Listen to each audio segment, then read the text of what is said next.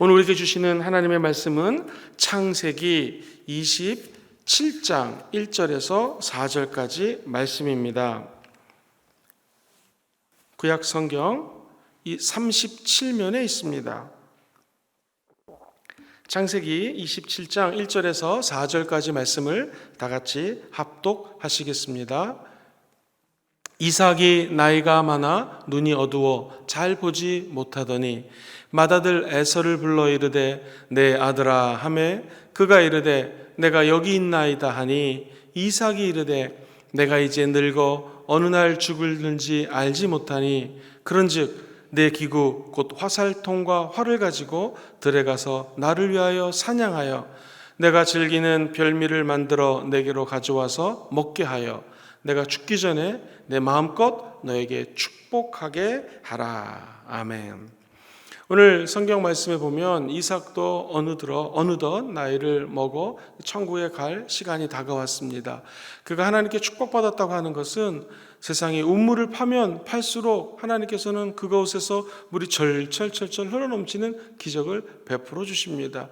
우리 삶에도 하나님의 축복으로 말미암아 우리가 손대는 것마다 하나님의 생수가 터지는 기적이 임하게 되기를 주의 이름으로 축원드립니다. 이 이삭의 마지막 때를 히브리서 기자는 이렇게 신약에서 묘사를 합니다. 히브리서 11장 20절 말씀을 같이 한번 읽어보겠습니다. 시작. 믿음으로 이삭은 장차 있을 일에 대하여 야곱과 에서에게 축복하였으며, 오직 믿음으로 이삭은 앞으로 일어날 일에 대해서 자기 자녀들에게 축복을 하였다라고 성경은 기록합니다. 무엇을 의미할까요? 이삭은 하나님의 뜻에 대해서 알고 있었고 그 뜻을 이루어드리는 통로로 쓰임받았다는 것입니다. 하나님의 자녀들에게 마지막 때 해줄 수 있는 것은 무엇일까? 자녀들을 불러 모아서 축복하는 일이었습니다. 그런 면에서 이삭은 앞으로 미래에 다가올 일에 대해서 큰 관심을 가졌던 인물입니다. 또한 이삭은 굉장히 미래지향적인 삶을 살았던 걸로 여겨집니다. 왜냐하면 그 아들들에게 미래에 이런 일이 일어날 거다라고 축복 기도를 하자 그 기도가 그냥 그대로 응답되어지는 것을 볼 수가 있습니다. 이삭은 사실 왜 이런 축복을 받았는가? 모리아산에서 자기 아버지가 자기 자신을 제물로 바치라고 했을 때에 순종하여 아버지와 함께 그 길을 떠납니다. 보통 17살이었을 것으로 추정하지만 어떤 학자는 한 20대 중반, 또 어떤 학자는 33살이라고 표현합니다. 이미 알 거 다 알았고 자기를 죽이러 가는 사실에 대해서, 제물로 드리는 사실에 대해서 아마 그는 알고 있었을 것입니다. 그러나 이삭은 마치 예수님처럼 순종하여 그 길을 함께 떠났습니다. 인생의 초년에 드렸던 헌신이 나중까지도 길이길이 축복으로 연결되는 것을 보게 됩니다. 그리고 오늘 27장에는 드디어 죽기 전에 자기 아들들에게 안수기도 하고 축복하는 이야기가 나옵니다. 오늘 창세기 27장 4절은 너무 멋있는 말이라고 저는 생각을 합니다.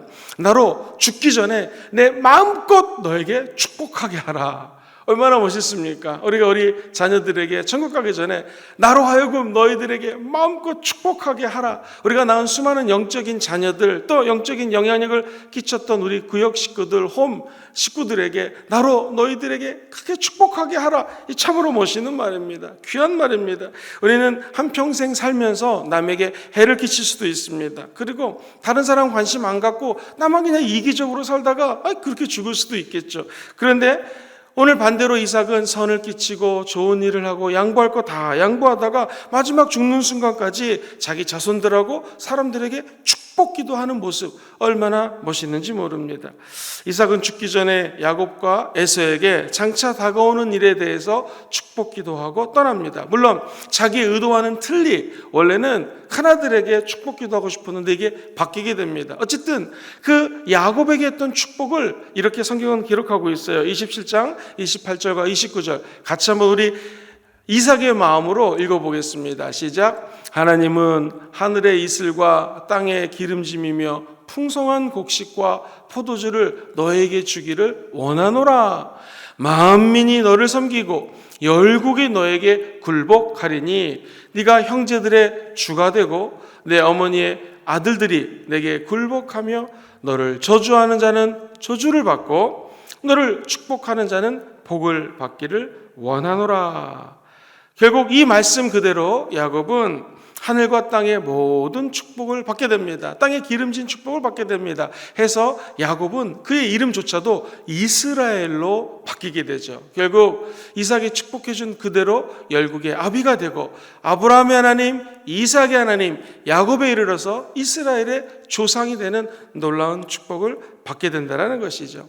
에서에게도 이렇게 축복을 해줍니다. 창세기 27장 39절과 40절에 보면 너의 주소는 땅의 기름짐에서 뜨고 내리는 하늘 이슬에서 뜰 것이며 내가 매밀 벗을 때에도 이 멍에를 내 목에서 떨쳐버리라.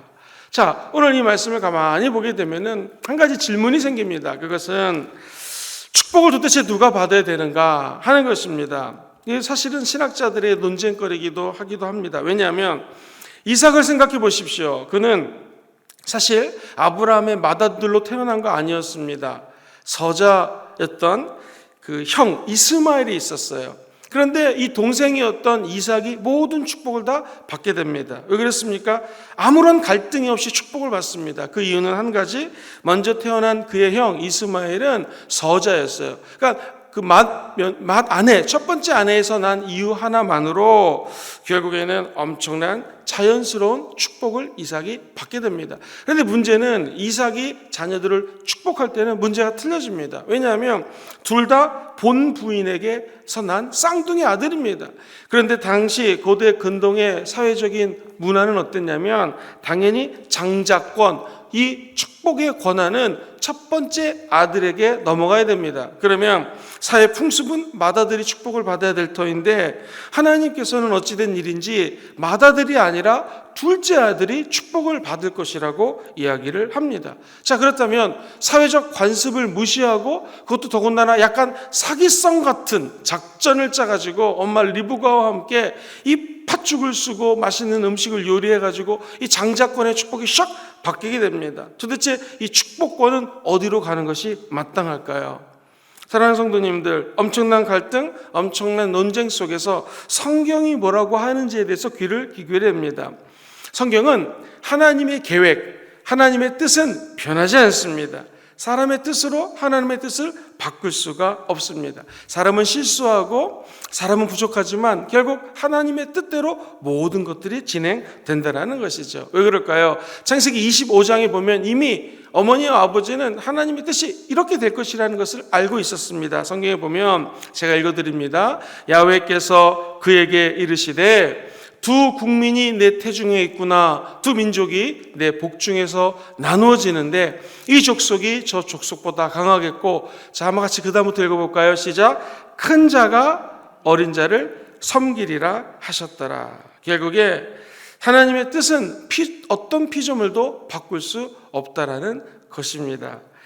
최근에 이 영성에 대한 공부들을 많이 하십니다. 영성, 우리 크리스찬 영성, 어떤 게 좋은 영성일까요? 하나님의 뜻을 아는 것이 제일 훌륭한 영성입니다. 정말 영성이 뛰어나다, 이 말은 하나님과 친해가지고 하나님 뜻이 무엇입니까? 라고 주의 뜻에 귀를 쫑긋 기울이고 그 뜻대로 사는 것, 이게 성령 충만한 사람, 영성이 충만한 사람이라는 것입니다.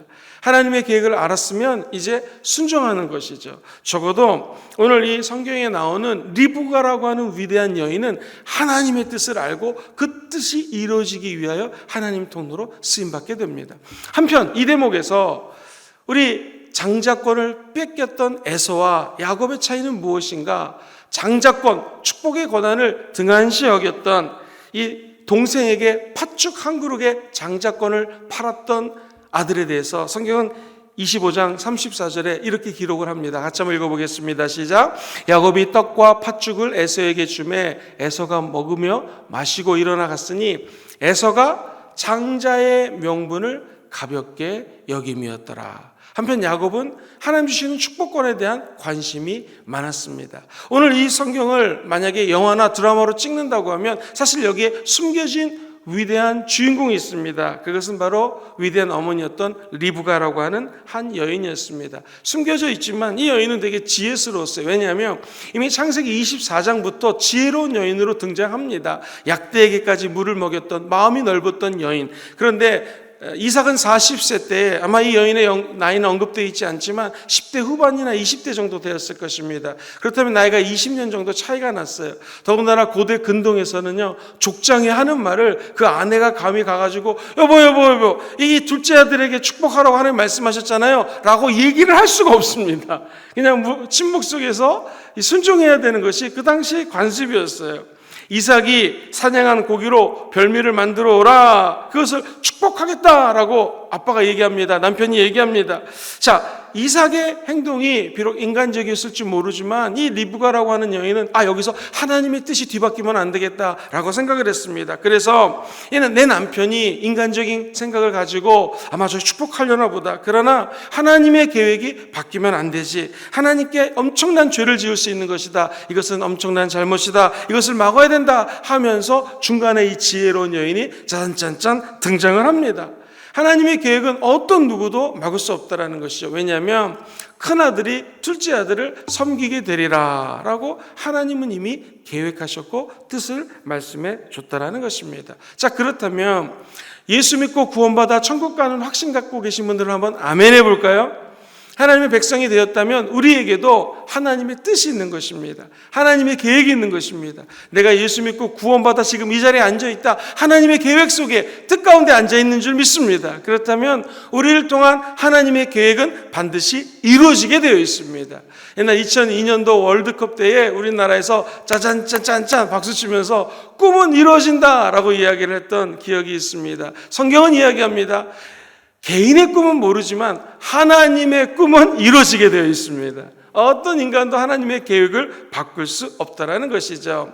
신학자 크리스탄 알렌이라고 하는 분의 글을 굉장히 저는 즐겁게 읽었던 기억이 있는데, 이 학자는 이 오늘 본문을 가리켜서 리브가라고 하는 여인을 소개할 때에 위대한 어머니라고 소개를 합니다. 그 이유가 뭐냐면 창세기 27장 13절에 보면 이런 말이 나와요.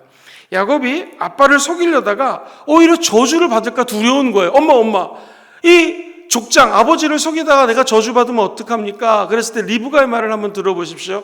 내 아들아, 너의 저주는 내게로 돌리리니 내 말만 따를지어다. 이 성경에 제일 먼저 이 저주를 나에게 돌려라 라고 하고 얘기한 사람은 리브밖에 없다라는 거예요. 하나님의 뜻을 거역할 수 없기 때문에 행여 저주가 임하면 내가 받을 테니까 넌 아무 걱정하지 말고 하나님의 뜻대로 행하라 라고 얘기합니다. 시간이 흘러가지고 구약에 보면 모세라고 하는 위대한 지도자가 하나님 앞에 저 백성들을 내가 우상 숭배하니까 멸하겠다 했더니 모세가 하나님께 기도하기를, 하나님 숙제 저를 벌하시고 저를 생명책에서 내 이름을 지우시고, 즉 내가 저주를 당할 테니까 우리 백성들은 좀 살려주세요 라고 그 저주를 담당하는 기도를 했던 사람 모세입니다. 그러니까 거의 리브가는 왜 위대한가? 모세급이라는 것이죠. 나아가 성경에 보면 사도 바울이 자기 동족을 너무나 사랑해가지고 이스라엘 백성들, 저 택한 백성들 대신에 제가 저주를 받는 게 좋습니다. 신약의 위대한 종 사도 바울과 같이 저주를 내가 받을 테니 이 사람들을 용서해달라고 하는 기도를 했던 위대한 사람들의 한 사람이 리브가였다는 사실이에요. 엄청나죠. 과연 우리는 하나님의 뜻을 이루어드리는데 내가 저주를 받아도 좋으니 당신들은 하나님의 뜻대로 이 길을 가십시오 라고 할 수 있는 위대한 인물이 얼마나 있을까라는 생각을 해보게 됩니다. 리브가는 인류 대신에 모든 저주를 짊어지신 예수님처럼 앞으로 네가 당할 저주 고난을 내가 당할 테니 너는 걱정하지 말고 하나님의 뜻대로 행하라. 물론 리브가의 행동이 속임수라고 이야기할 수도 있을 것입니다. 아니 그러면 남편에게 들어가가지고 좀 만류하죠. 말씀드렸던 것처럼 그 당시에는 이렇게 할 수 있는 것이 없었습니다. 대화하고 설득시킬 수 있는 상황이 아니었습니다. 불가능했습니다. 그러니까 리브가가 할 수 있었던 최대의 수단은 이게 전부였다라는 것이죠. 하나님의 계획은 인간의 생각과 우리 인간의 부족함과 연약함에도 불구하고 하나님의 뜻은 이루어지게 되어 있습니다. 오늘 하루도 우리 연약한 인간들을 통하여 하나님은 하나님의 뜻을 이루어 나가실 것입니다. 역사의 주인은 하나님이십니다. 우리가 하나님의 뜻을 알고 하나님 앞에 모든 주권을 다 맡겨버리면 하나님은 그 뜻을 저 여러분들을 통하여 성취하실 것입니다.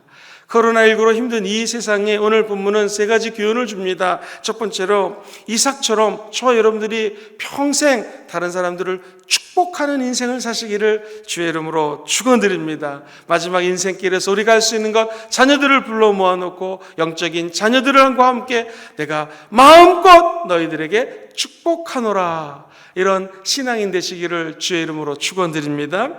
두 번째, 우리 당회장님께서 지난 주일날 말씀을 선포해 주셨던 것처럼 영혼이 잘 되고 범사가 잘 되고 강건한 축복을 사모하셔야 됩니다. 에서처럼 이 축복권을 등한시 여기지 마시고 하나님께 나와 기도하여 주님 주신 모든 축복을 받아 누리는 여러분 되시기를 주의 이름으로 축원드립니다. 마지막 세 번째, 위대한 어머니 리브가처럼 지혜롭고 하나님의 뜻을 그 몸과 마음을 다하여 행하는 하나님의 위대한 일꾼들 되시기를 주의 이름으로 축원드립니다. 해서 행여 저주가 나에게 임한다 할지라도 당신들은 하나님의 뜻을 이루십시오.